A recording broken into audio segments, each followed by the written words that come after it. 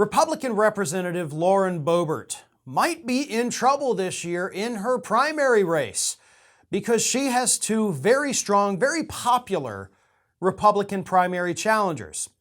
And of course, right now, she currently also has 6 Democrats running against her. Now, of course, that's going to whittle down to 1 after the primaries in Colorado. But for now, Lauren Boebert has to fight off 8 different people lobbing 8 different lines of attack against her. So here's what's happening. On both the Democrat and Republican side, those challenging her are pointing out to their constituents that, 1, she's done nothing for us. She has, of course, proposed 17 different pieces of legislation in her first year in office, but unfortunately for residents in her area, not a single one of those proposals made it out of committee. They simply weren't good because she doesn't know what she's doing.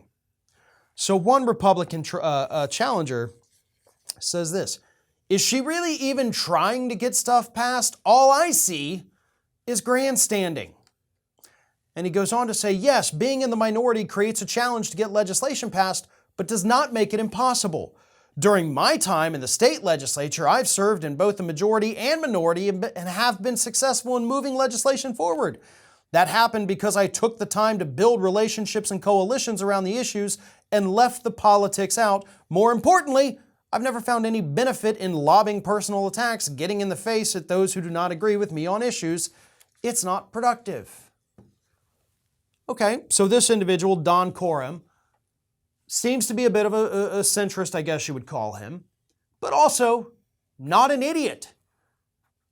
And if he goes to the voters with that line of attack saying, listen, she's in the minority, I've been in the minority. She can't get anything done because all she's doing is pissing people off and alienating herself. I was able to get stuff done because I built bridges with other Republicans and we made it happen. I built bridges with Democrats when those bridges were necessary. It's a pretty good message, right? As for the Democrats, again, they're lobbying the same kind of attacks against her, but the Democrats may not stand that much of a chance. Her district was recently redrawn, and it actually brought in a little bit more Republicans. So her district is a little more red than it used to be, and it was already considered an R+6 district, which means however many seats the party gains nationally or percentage, whatever, it's usually 6 points higher in that particular district. Let me read this.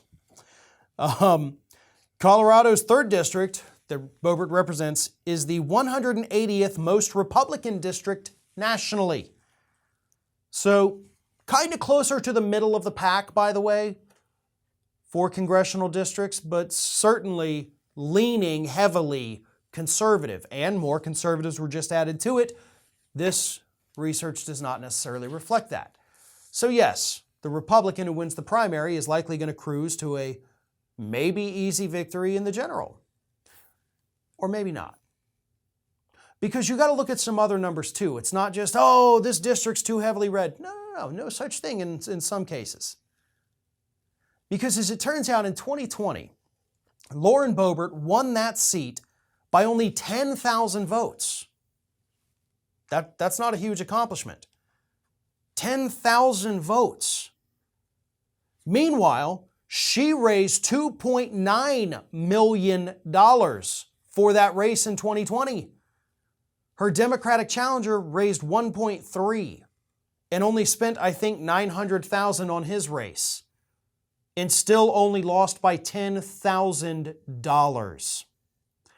So there are openings in that district for a Democrat, or at least there were before redistricting. But also, Lauren Boebert does have the name recognition now. She is a national political figure. She's not just some unknown representative from Colorado.